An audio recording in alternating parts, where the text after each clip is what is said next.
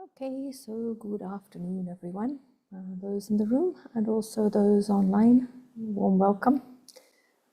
And so today's topic is a rather unique one. It can bring up a lot of thoughts and feelings and questions. So it's about karma. Is karma my enemy or is karma my friend? Well, I'll go into a little bit about karma in a minute, but just to start the session, karma is actually a law. And any law can be your enemy or your friend, right? If you're on the right side of the law, it's a friend. And if you're on the wrong side of the law, it's an enemy. It's not that the law is the enemy, but you've put yourself on the wrong side. And you always have options to put yourself on the right side by changing your choices and your behaviors. So karma, I guess, could be both to you, whereas actually karma is none of those. Karma is just a standard law that says this equals that, right? So what is this law called karma? Well, it's not a theory. It's not a hypothesis. It's not a maybe. For people who understand spirituality, there is a deep belief that what energy goes out is the energy that comes back. A bit like an Australian boomerang, if you know how to throw one, which I don't. But if you throw the boomerang correctly and you keep your hand in exactly the same position, the boomerang will come back and you'll catch it. And I guess there's so many different expressions in English that capture the law of karma. As you sow, so you shall reap, which basically means that the seeds that you plant will determine what you get. If you plant tomato seeds, you're not going to reap apples. It's pretty sensible, pretty simple. But I guess we sometimes forget what we planted. When it's planting time, usually October, November, and I plant seeds, I actually have to remind myself by putting little markers, there's cucumber here, and there's tomato here, and there's... Otherwise, when the seedlings come up, I get confused. Well, what is where? Has that ever happened to you? So it's the same with karma. Sometimes we forget what we planted. And then we ask the question, why am I not getting the result that I might want? And so whatever you sowed, you shall reap. The unique thing about the law of karma is that sometimes you sow a seed, but you don't get the return immediately. As we know, some vegetables, leafy vegetables, you sow and within 3 weeks, bok choy, spinach, you've got something ready to eat, right? There's other fruit that takes a couple of months, 2-3 months to harvest. There's other fruit that takes 6 months to harvest. And there are some fruit, some trees that take up to a few years. You won't get a mango off a mango tree if you plant the seed, maybe for 5 years, 6 years.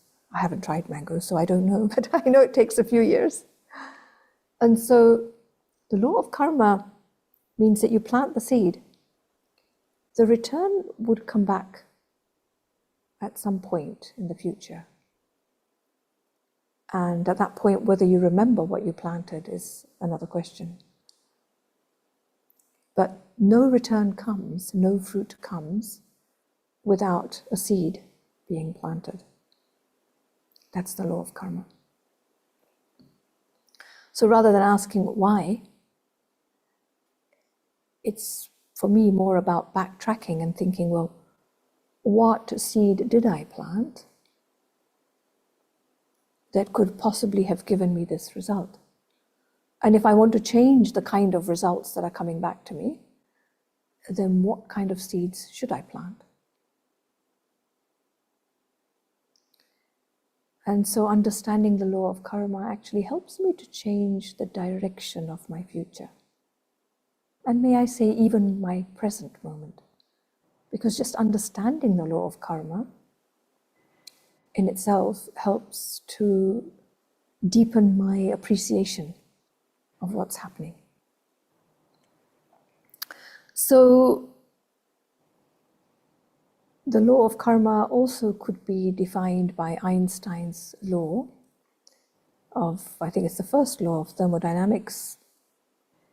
Every action has an equal and opposite reaction.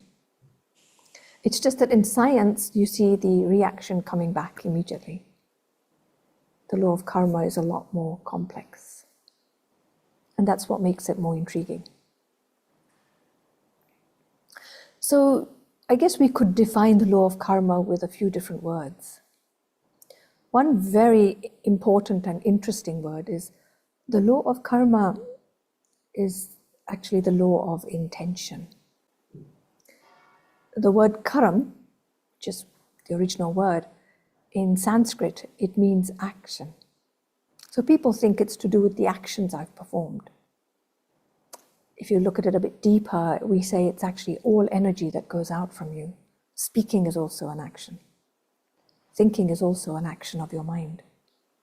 So in actual fact, the law of karma is the thoughts, the words, the actions I perform, all the energies I've sent out, and therefore what result comes back to me.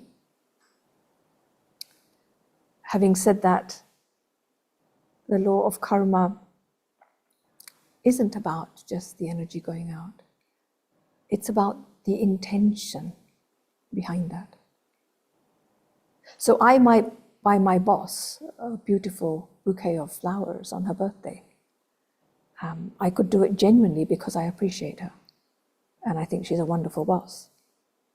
I could also give her flowers because next week is my appraisal. So if I give her the flowers, there's a chance that my appraisal might go well. You know, along with the flowers, you might want to slip a few chocolates in as well. And maybe the appraisal is already a tick mark, right? Or give her the perfume she likes. So what was the intention? The action was actually quite similar. But the intention will determine the karmic return. There's a saying in English that the quality of your life is determined by your intentions, not your actions. Another version is the way to hell or heaven is paved with intentions, not actions. So what that means really is what comes back to you is based on what was your intention. The purity of giving, the selflessness in giving, determines your karma. I'll repeat that. The purity of the energy that goes out, which means the selflessness with which you do something, determines your karma. The minute there's a thought of, I'm doing it for someone, but I actually want a return, you've diminished your karma, 50% at least, if not more. You don't get back that energy. You don't get back that good feeling, that goodwill. So I would say that one of the greatest ways of changing your karma in life is to be selfless in your giving. And that's not easy. And I'll come to that later. I'll explain why it's not easy to change your karma in the world the way it is and in our personal current status. So the law of karma is the law of intention. It's also called the law of responsibility. Because when you understand the law of karma, you choose to take responsibility for what you do. And you take responsibility also for what you've done. You don't say, why is this happening to me? Probably you'd say, okay, so it's happening. So this is something that I did in the past and I need to make amends with it. In some languages, we use the word hisab, which means I need to settle it. It's an account that I need to settle. If anyone is a chartered accountant or a finance person online or in the room, you'll understand. In finance, you need to settle everything. An accountant needs to account for every penny, which is why I don't like accounting. I never did, because I'm so bad at, balancing everything up on a balance sheet. And it drives me nuts when something doesn't balance and you've got your $5 out, right? Or 5 dirham out. And you have to find where exactly that 5 dirhams went. For me, it's like, well, you know, the headache in finding out that 5 dirham, it's not worth it. I'd rather just say whatever. But that's not proper accounting. An accountant is so good at settling at the end of the month or the year. And that's the law of karma. It's the divine accountant. It's me taking responsibility for what I've done. And when you take responsibility, you also have the choice to create change in the future. Okay, so then we have another way of describing the law of karma. It's the law of balance. It's actually a balancing act. Everything that happens is actually to balance out something that happened. I'll repeat it. Everything that happens is to balance out something that happened. So whilst it feels like it might not be good, but if it's balancing out something that happened, that's good, right? That is, if you understand that it's a balancing act. Which leads me to the last law, or last way of describing the law of karma, which is, it's like the law of justice. Justice means it's fair. But sometimes we can't see the fairness in what goes around. And so we question. And we think, why these people? Why me? Why them? This is the law of karma. So as I said, karma is an accounting system, but it's a spiritual accounting system. It's a divine accounting system. And each one of us as a soul, as a human being, as a guest on this journey of life, each one of us has a spiritual bank balance. And in that bank balance, we have put credits. And those credits are the actions, the good actions I performed selflessly. So that would be in the right consciousness. Sometimes we call that the consciousness or the awareness of being a soul on a journey. So what I give out is not limited to a person. It's not limited to a particular situation. It's not limited to a particular label of people. It's just done with a good heart, no matter who, no matter when, no matter what. What does that mean? So there's good karma, for example, if a parent brings up it's still his child, his or her child. That's good, but it's a limited karma because it's only directed to my child. So it's not fully selfless, but it's good karma. Selfless karma is if I do the same for someone for whom I don't have any responsibility. I care for someone in the world in that way. That would be a much higher karma. But it's good. It's good to look after your children. Of course, that's your duty. But the purest karma is to look after child A, B, C, who have nothing to do with me. And so selfless giving creates credits, where there is no expectation of any return, where there is no feeling of needing or wanting after performing such a good act. In fact, sometimes even the good act dissolves, and you become so natural at performing that action that people might say to you, you know, you're such a giver, or you're such a sustainer, or you're such a caring person, you're such a loving person, but you yourself don't even feel it. Why? Because it's become so part of your blood, as they say. It's so part of your nature. Interesting. So the law of karma is also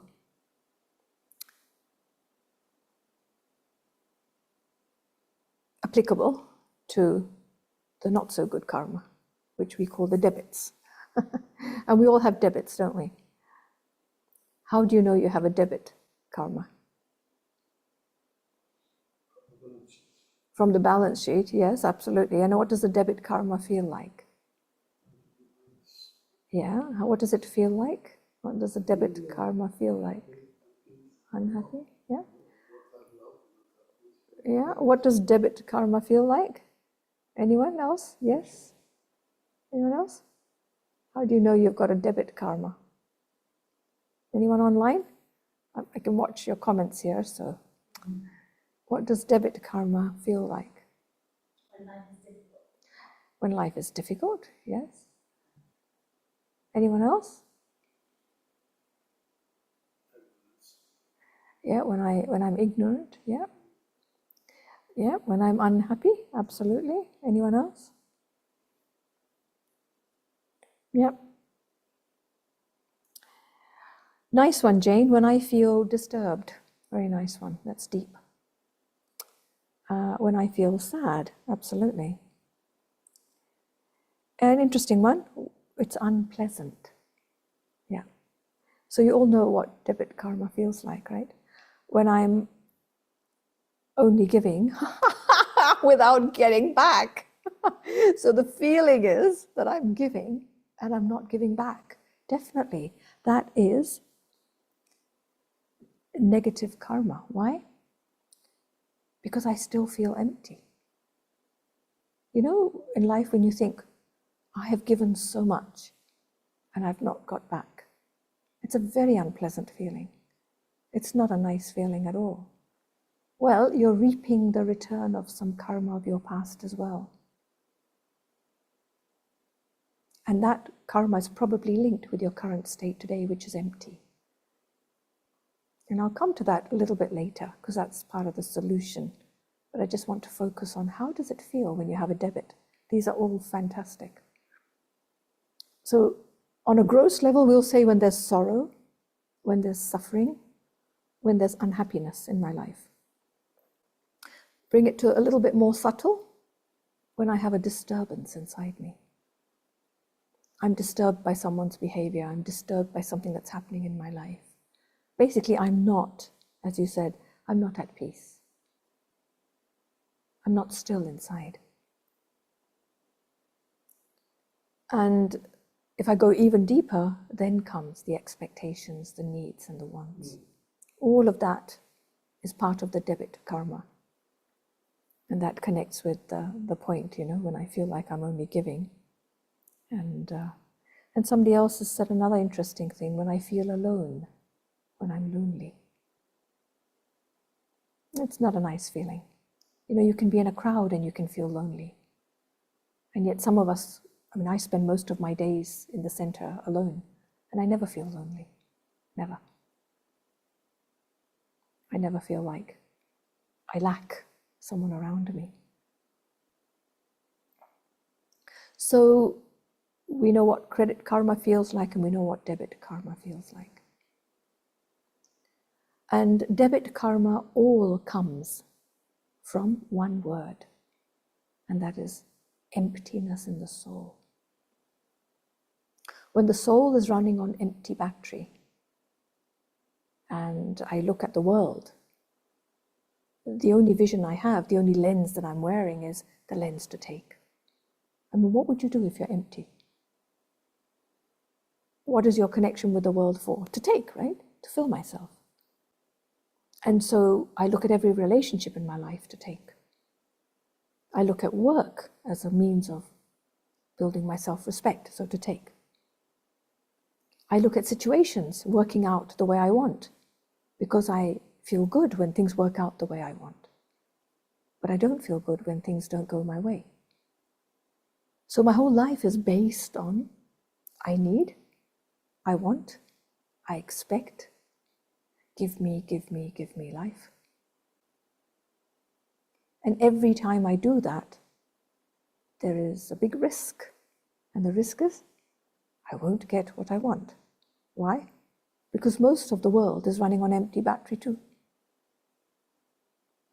And you look around the world today, How many people do you see going around still, content, peaceful, in control, giving, selfless? How many? In 100, what percentage?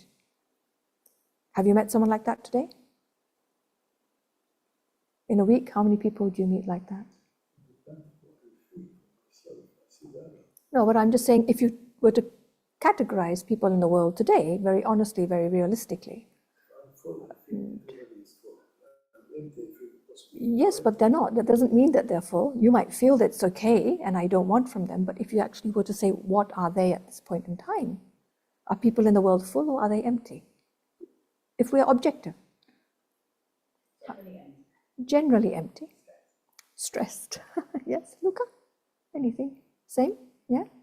I mean, if you think about a whole week, Sunday to Sunday, how many people do you meet who are full? It depends on my situation. If I am empty, I will feel that, but I empty. No, not like that. We're objectively looking at it not based on you. So you're looking at it in terms of seeing how are people in the world today? Where is the level of their soul today? Is it an empty battery or is it a full battery? I might be full, but that doesn't mean they're not empty. They're still empty. So people are saying very few people.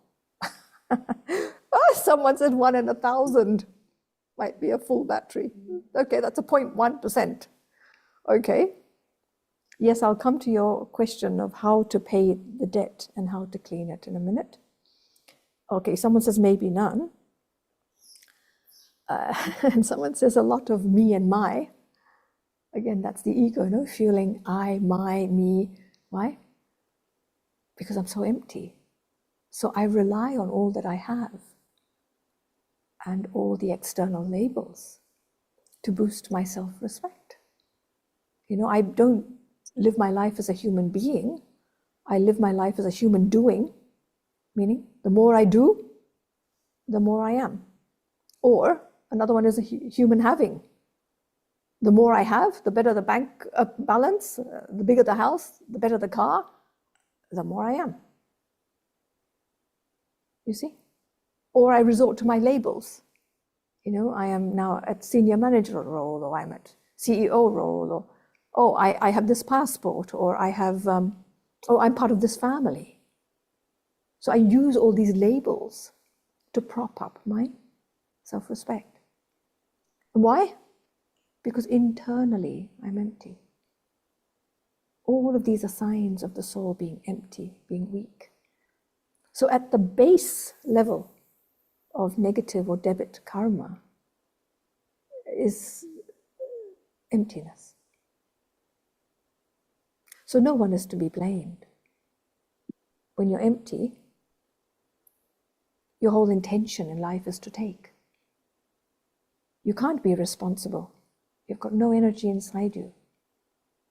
You know, life can sometimes be a struggle. You feel very tired. And you don't feel like you have motivation to keep moving. So all emptiness within me leads to this impure, negative, low karma. And that's when I feel like karma is my enemy. That's where I feel like the whole world is against me. Everything that's happening is, wrong. It's not fair. It's imbalanced. All the words I used, we turn them around. It's not fair. It's imbalanced.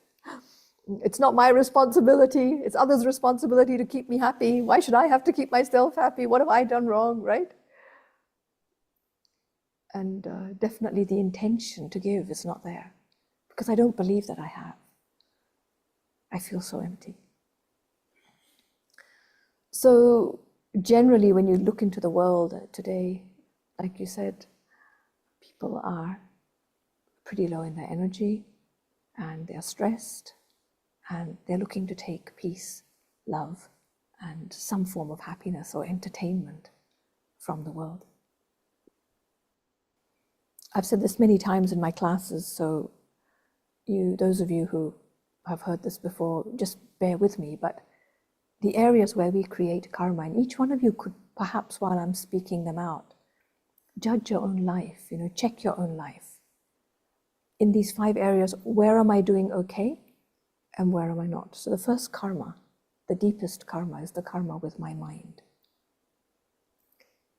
What is my relationship with my mind? Do I treat my mind like a rubbish bin? There's lots of negative thoughts, unnecessary thoughts, wasteful thoughts, just keep throwing rubbish in it.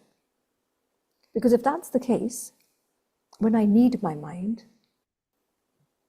what will I find in it? Rubbish, exactly. If you don't empty your rubbish bin on a daily basis or some regular basis, what do you find in it? Rubbish thoughts.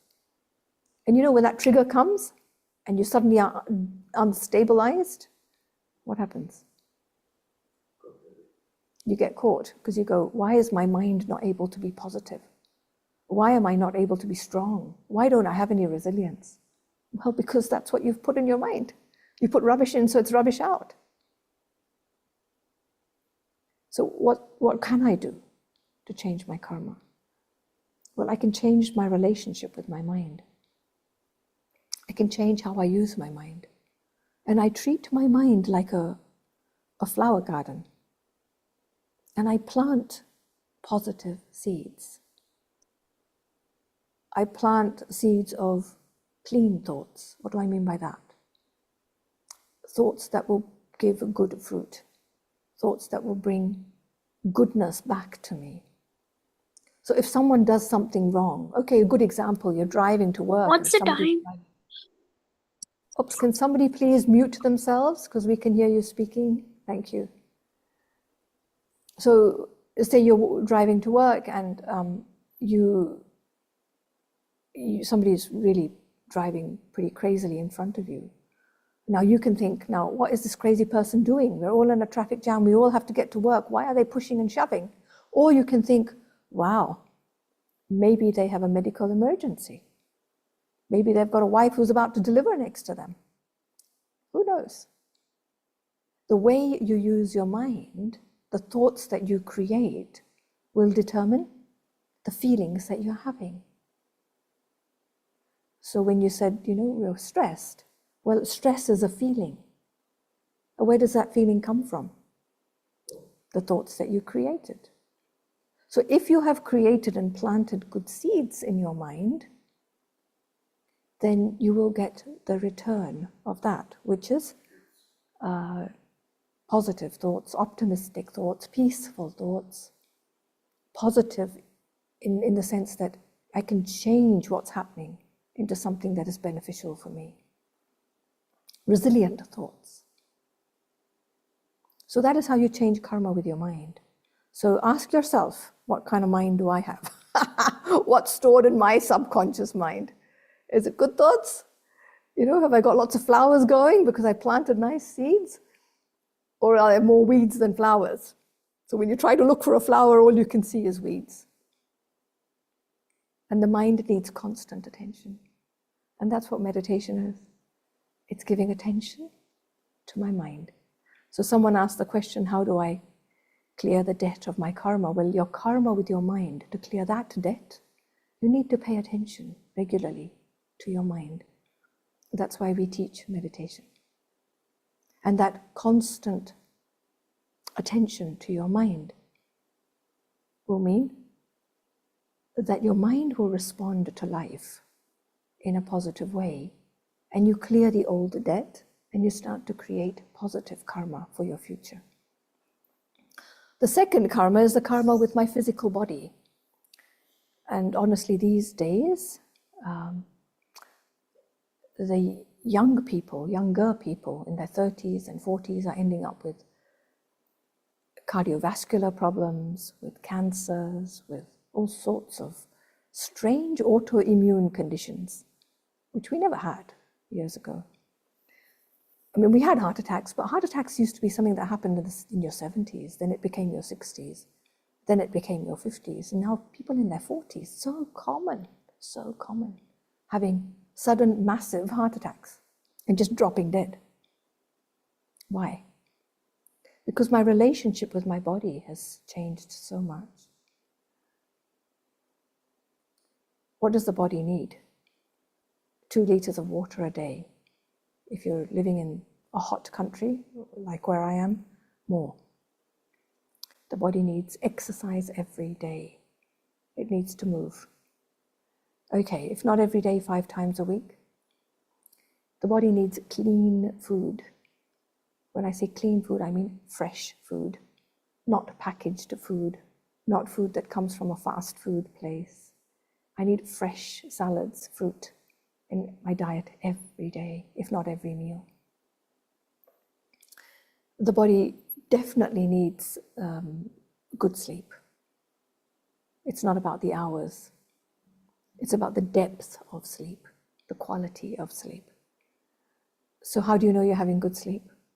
So when you wake up feeling fresh and you can spring out of bed, not literally, but especially if you're my age, I've been told that don't get up quickly. You should roll on your side and then get out of bed. And some of you might have heard that from your doctors. But okay, you should feel happy getting out of bed every day and feel rested. Your mind should be relaxed, not like I've got to push myself out of bed. Yeah, not lazy, absolutely. Yeah, that's right. You don't feel lazy, do you? Yeah. And yes, I mean, there's always days when we have not so good sleep and there might be a reason, but generally, I feel comfortable. And the 5th thing that your body needs more than anything else is good energy from your mind. The energy that comes from here and fills the cells of your body is actually nourishment for your body more than your food. And that energy is something that brings health to your body. So again, responding to the question, how do you change your karma with your body? Well, those 4 things, practical things I talked about, are important. But when you meditate every day, send positive, clean energy, peaceful energy, the energy of health into your body, into the cells of your body. And if you have pains or aches or a particular condition, we can focus on that as well. And that brings life to your body. So that's how you change the karma with your body. The 3rd, which is a massive, massive karma, is the karma of human relationships. Most human beings living in a household or at a workplace, in a team, so families, teams, societies, neighborhoods, have some pretty rotten relationships. Sorry to say. But we all have pretty difficult relationships going. Why? Why are our relationships on this earth so not good? Because most relationships are based on taking, expecting, wanting, needing. I enter the relationship with the intention to take. I enter the relationship because I need. You're setting yourself up for disaster. That will one day fail. And the day it fails, it will bring you a lot of disappointment and pain and sorrow. I enter the relationship based on the consciousness of not just I want, but the consciousness of I am this and you are that. For example, I'm your mother, you better listen to me, you're my child. There's very little soul-to-soul relationship. There's very little, I'm a soul, you're a soul, we're on a journey. What can I contribute to your life at this point in time? What can I give selflessly? And that's the way to heal relationships. Not to expect anymore, not to want anymore, not to need from people, but to give. And how can I do that if I'm empty? And so this is where meditation helps. Meditation is a process of recharging your own inner battery of the soul, of the inner self. Meditation is a way of me being able to actually fill myself every day so that when I leave my bedroom, when I leave my home, when I leave my personal space and I start to interact with the world, I look at the world with the vision to give, not the vision to get. Then I don't feel bad giving. I don't feel like someone said, you know, this feeling of, I've given so much, why have you not given me back? Why am I always the one who has to give? Why don't I get sometimes? Yes, when I'm full, I feel generosity. I feel not only content within myself, but I feel like contributing without wanting in return. And the way to do that is not just the inner connection with my pure, real self, the soul, but it's also the connection up with the divine, the source, that is always giving, that is always full of goodness.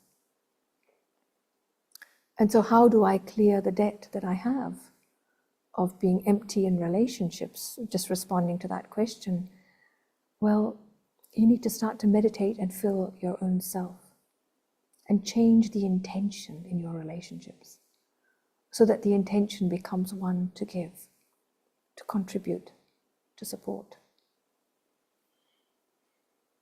Isn't that lovely? Imagine if we all got into every relationship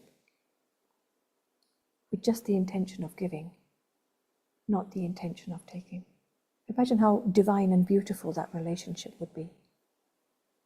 Not the intention of, I am this, and so you should be like that. You know, I am the boss, and so you are the employee. Or, you know, I am from this socioeconomic strata, and you're from a different strata, so you should look at me this way or treat me this way. No.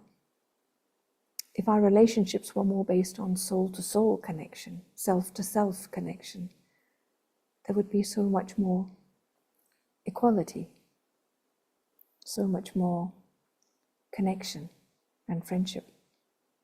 So that's how you heal relationships, your karma and your debts in relationships. So if you have a debt with a particular person and you know that there's I call them DPs, but difficult people in your life, the way to heal it is just go into the mode of, I'm here to contribute goodness. One word we use in English is, I'm a benefactor.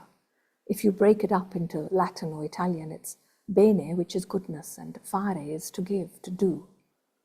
So I am one who does good, who brings good into every situation. That is a benefactor. That is a bestower. That is one who can contribute. So become a benefactor in your life. Don't enter a relationship feeling like, oh, you need to give me. Otherwise, there's no relationship. And every time there's a bit of discord and difficulty, ask yourself, or check yourself, because it's probably based on your expectation.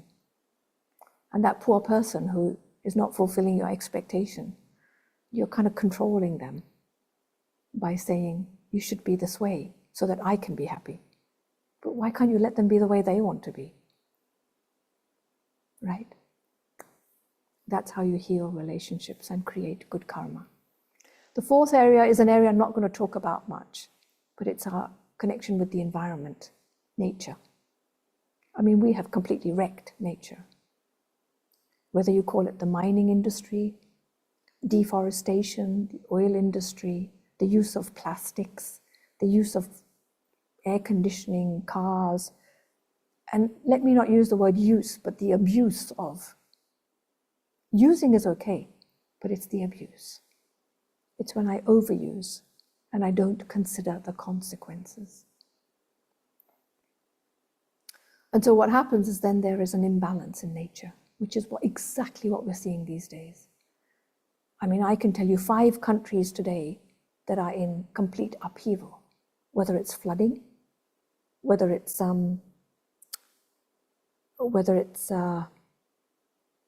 bushfires, or sort of fire, those sort of hurricanes, or sorry, what am I talking about? Bushfires, or not bushfires, they call it forest fires, like in Greece and Turkey.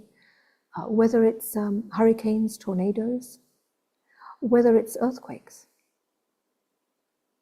whether it's something from the sea, tsunamis. So it's the earth, the air, water, wherever it comes from.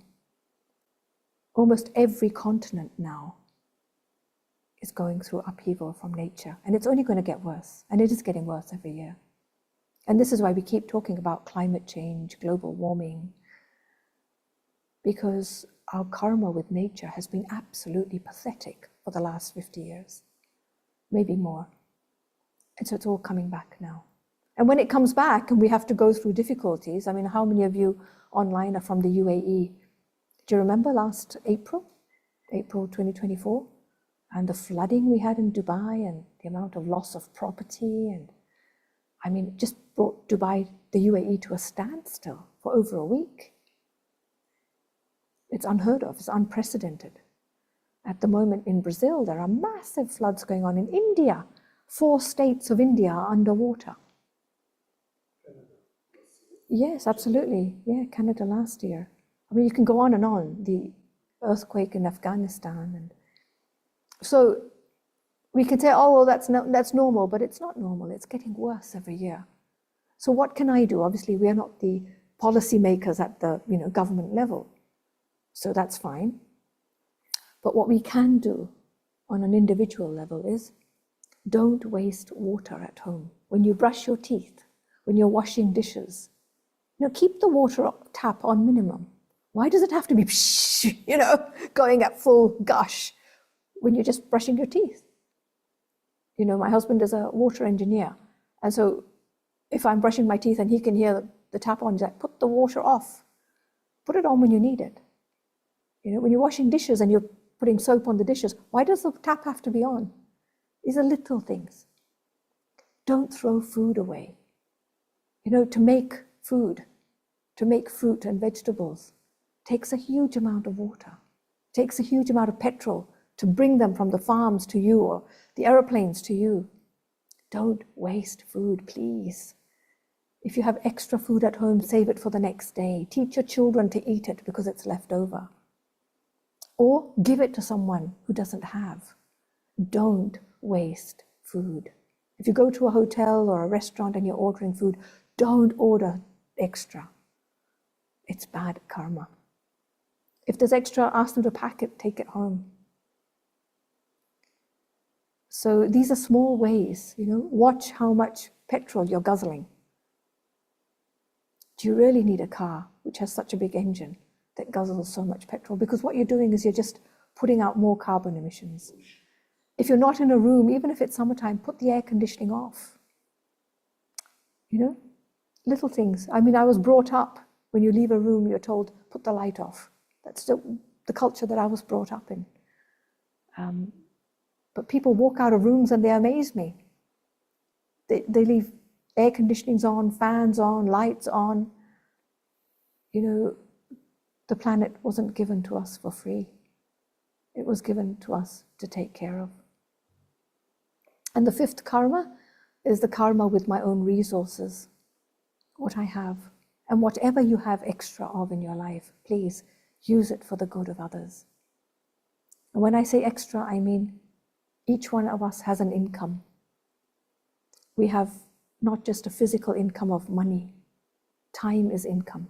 We all have 24 hours in a day, 7 days a week, 52 weeks in a year, 365 days in the year. How many seconds, how many minutes is that? And how much of that have you spent for someone else? Not yourself, not your family, not your loved ones, but how much of that have you given as a volunteer to the world? So that's just your time. Your smile, your persona,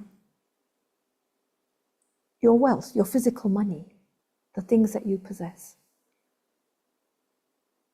How much have you given to others in this world?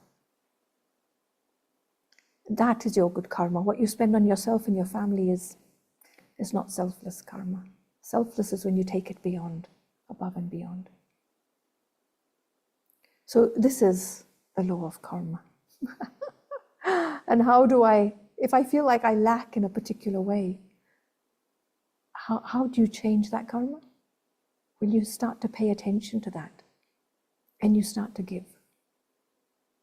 If anyone says, I have bad karma with money, I don't have enough in my life, well, give. Give to someone who needs, even if it's $1, 1 dirham. If you don't have food in your life, feed people. It comes back. If you don't have good health, spend time giving your body good energy from your mind. Meditate. If you don't have good relationships, change the relationships rather than expecting of people to be a particular way. Accept them. That's how they are. And they're wonderful. It's their role in this life, in this drama of life. Just accept. Don't need, don't expect. You see, this is how you change karma. And if you don't change your own karma, the bottom line is, no one will. And you'll continue to suffer. You'll continue to be disturbed. So I've been speaking now for almost 50 minutes, and I think it's time to give you a chance to ask questions or to make comments before we go into our final meditation. Yes, I have a question, please. Fantastic. Who is that and where are you from? This is Zena. Zaina, This is okay, Zena yes. from Abu Dhabi. My question is about karma teeth. Yes, this The is good an karma. Indian word. Yes, an Indian word. Yeah. Karma atit means karam plus atit. Atit means to finish, the end. To reach a place where all my karma, my past debts are settled, but also in that place, I have good karma, a huge amount of credits on my side. It's the completion of my story. It's like when I have settled or resolved everything that is inside me. And I have created a wealth of good karma, because karma is like wealth, isn't it? That will bring me Yes. back a very good future. So May that I means add? the soul is free. The soul is free. How beautiful. That's from our lesson this morning, isn't it? The soul is free, the soul is liberated from suffering, from sorrow, Yeah. but the soul is not liberated from the return of goodness, because you've created good karma. Isn't that beautiful? Yeah, thank you. It's Beautiful a comment. nice word. Lovely question. Thank you. Shamila has a comment. Yes, Shamila, please. You're in Tunisia. Welcome, welcome. Yes. What you were saying just now, if I don't do something to improve the situation or the behavior of people, and if I don't have the awareness, then something happens in drama to make me realize. There's always something, like a signal in drama to make me wake up. Yes, so And this drama of life, this play that's happening yes, around me, it sends me yes, signals. But the thing yes. is, when the signal comes, many of us, we just avoid it or we justify. Oh, no, that's not a signal for me. The problem lies with the other person. The problem is in the situation. I don't have to change anything inside. Going And so into we give denial. reasons and excuses, don't we? We give reasons and excuses not to change. That's going into denial. I think drama doesn't have time to waste. When drama gives me a signal, that signal is for me. That's right, absolutely. Yes, absolutely. So someone is saying, what if people say you don't have enough money because you always give once it's in your hand? So the person who asked this question, when you get something, and we all have a certain amount with us, it might be 5 dirhams, might be 50, might be 500, might be 5,000, might be 5 million. You have to be sensible and use what you need for yourself. But there's another sensibility that you need. You need to be very sensible with who you give to. If you give to somebody who actually uses it for the wrong purpose, that is a sin. That will bring you back negative karma. For example, I don't smoke, I don't drink, I don't eat meat. I'm a vegetarian. I would never give of my wealth, my physical money, to somebody who indulges in these things. because I don't want to create karma in that area. But I would give to somebody who needs, probably I would supply them with vegetarian food, with fruit, grain, whatever, because that's good karma. So sometimes what happens is we give, but we give without realizing who I'm giving to and what they're going to use it for. So that karma will come back to you because you are senseless in your giving. You see how deep it is, and the layers of karma, how deep they are. So if you want to shift your karma, you have to be very careful who you're supporting, what charity you're supporting. Yes, sorry, someone was saying something. I'm that person, Mariam. Hello, Mariam. Yes, welcome. It's been a long time. It has been a long time, Mariam, and that is karma as well. Because I miss you. Where are you? It would be lovely if you would have come. But I've it's so been nice to doing have you my online. homeworks, you know. Thank you very much. I Well, it's asked good karma that you joined question. online. It You brought see? a big smile to my face. Me too. Actually, I was asking that question. What if I don't know? Usually, 90% of my money will go for good purposes, charities, other stuff, helping. But sometimes if you give to someone like people in need, but you don't know what they're doing in background. For example, the beggars, you know, if you give it to them, you don't know if they are spending that money on the food or they are acting as a beggar to take some money because this is what's happening right now, you know. So am I getting that karma although I don't know if they Yep, have a you are. background of a bad something? I Yep, don't you know are. their background. So what you can do instead is not to give money, but to give food. Much cleaner karma. If you give food, you know that they're going to eat it, or they'll give it to someone, so it's good. But if you give money and you don't know where it's going, better not to give it. You're What if creating they big, use the big food question. to harm someone? Sometimes they can put, you know, poison or something to harm someone if they have bad intentions. So how can I know Oh, that? come on. Still, Beggars don't have poison. Poison costs money, Mariam. believe me, believe me. The- You can tell them, come eat in front of me if you have that much. I personally don't give beggars. I don't give beggars. If somebody looks like they really want a good job, I try to find them a job. That I've done many times. If someone says to me, I need extra work, I get them work to do in someone's house or whatever. So that, it's an honest earning for them. Although There's a if you saying don't in know their English, intentions, there's a saying in English, you can give a person a fish or you can teach them how to fish. how to fish, yeah. It's a Chinese Even if proverb. you don't Yeah. know their intentions, Sorry, what was that? even if you don't know their intentions, if you help them, but you don't know what's in their heart. Absolutely. It's very, very question mark karma. Why would you even do something to put you at risk? I wouldn't do it. I don't give. We have a No, I lovely mean, chap who if I comes have, home and he cleans, and I might give him something to eat, but he'll eat it in front of me. So I know that, he's taken the benefit. I mean, when you give an example about if I help someone, I did the same. I help people to have some to gain income, to work, but you don't know if these people will use that work for a good thing. So I believe if I get that sin karma, maybe this is not fair karma because nobody knows what is in people's heart because people keep changing, you know. Not everyone will change That's to a right. good one, but you always, if I'm giving them with my good heart and I don't know what they will do it from there, I think that's their karma they will get from it.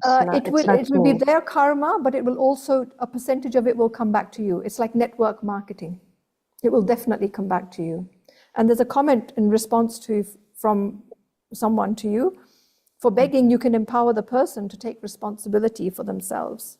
That's what I always do. And I ask people sometimes, would you like to work a little bit more?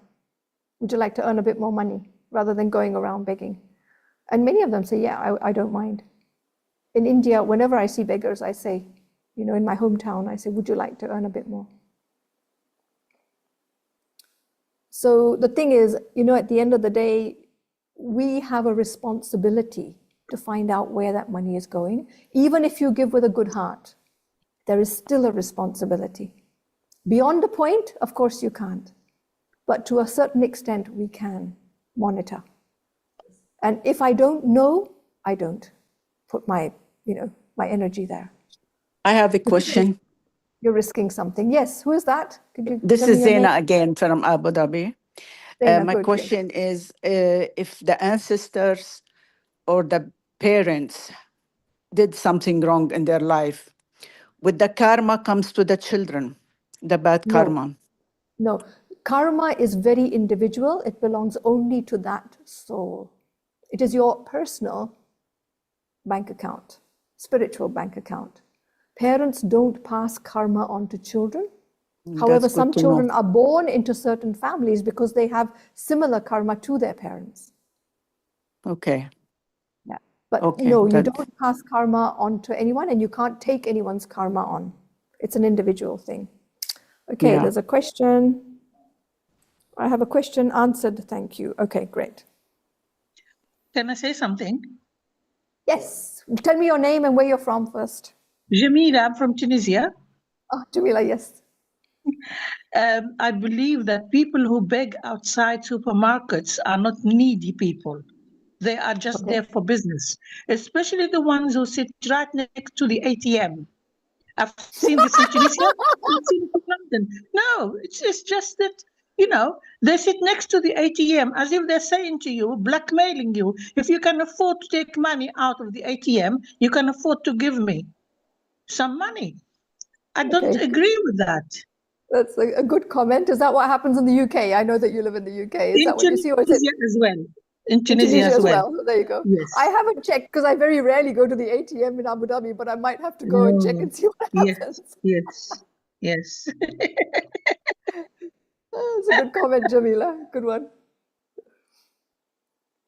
Okay, so anyone else with a last minute comment? Because otherwise I'd like to finish with 5 minutes of meditation, if that's okay. Something related to karma. So are there any other burning questions or comments out there? Anyone in the room or online? No? All right, so everyone, let's do a little bit of reflection or meditation. So if you'd like to just sit very comfortably where you are and just really relax your body on the chair. Just take a deep breath in and let it out. And again, settle your body on the chair.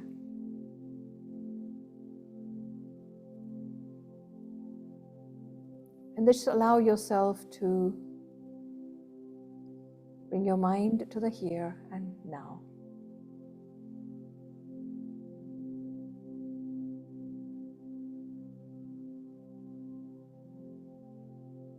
And as you do that, remind yourself of who you are. I, the being in this body. I, that inner light, the soul. I'm a traveler in this world, a guest. And I've been on a long, long journey.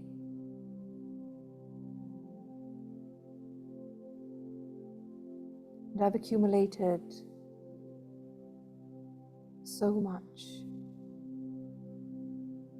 in my spiritual bank account. Some good, some not so good.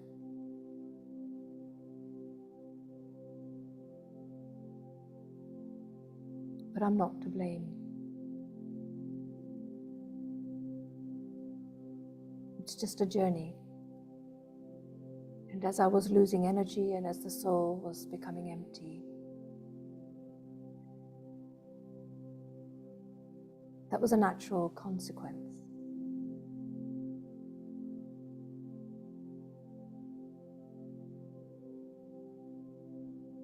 So I stay easy with myself.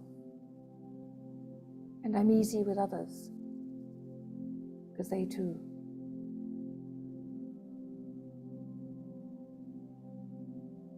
are travelers like myself.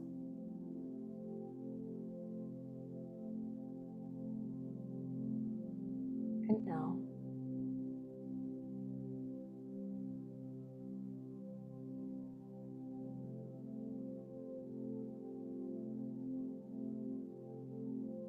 I ask myself,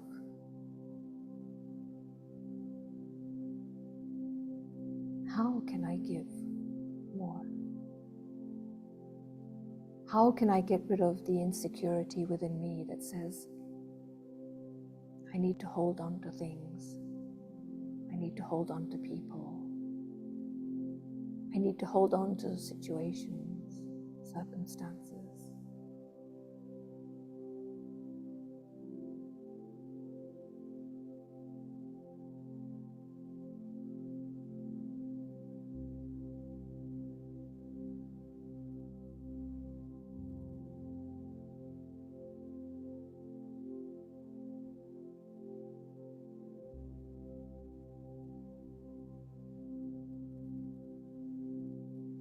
The only way I can give is if I have.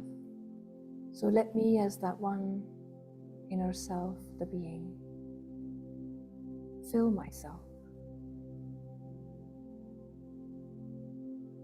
Because feeling full takes away insecurity. Feeling full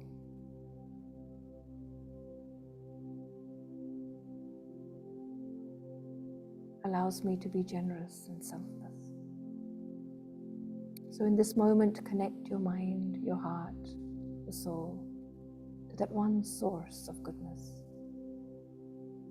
the divine light, the one who is ever full, ever pure, ever giving. And fill yourself, charge yourself, replenish the inner battery. Feel yourself filling.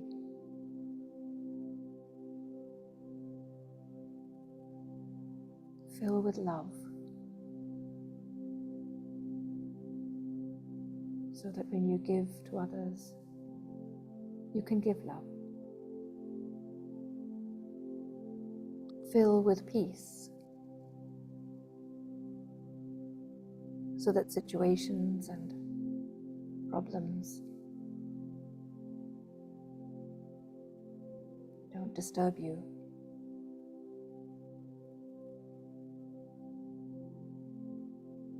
Fill with wisdom, so that you don't act ignorantly and you're sensible in your decisions.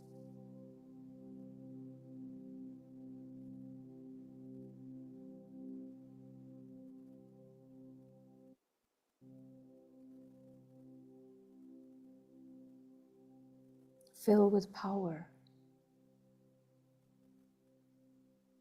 so that you are resilient to the challenges of life. And lastly, fill with joy, with happiness.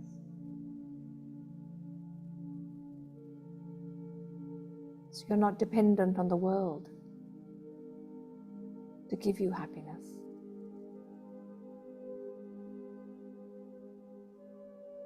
But you can give and help to change their sorrow and suffering into happiness.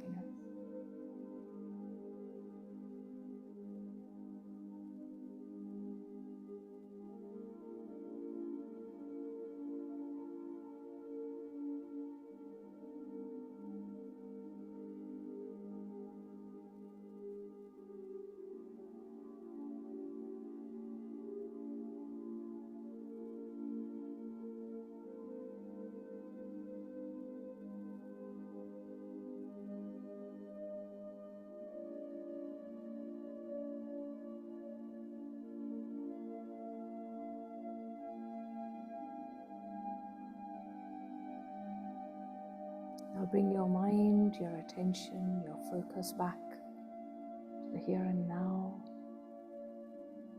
Take a deep breath in And let it out.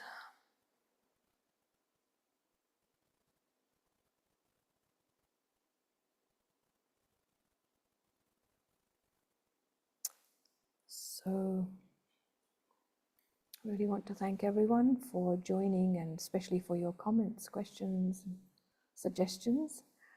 Always very valuable. And next week we have another English workshop. It's called Authentic Communication. And it's part 2. We ran part 1 last week. Same time, 4 p.m. UAE time. And it's all about how to communicate authentically and create maximum benefit in your relationships with yourself and with others. It will be run by Arif, Brother Arif, who many of you know, who also is one of the main teachers of Inner Space Center. And if anyone is online and has never done meditation and would like to learn, please let me know, and happy to arrange something for you. Otherwise, have a wonderful evening, afternoon, morning, whatever time of day it is, depending on where you are. And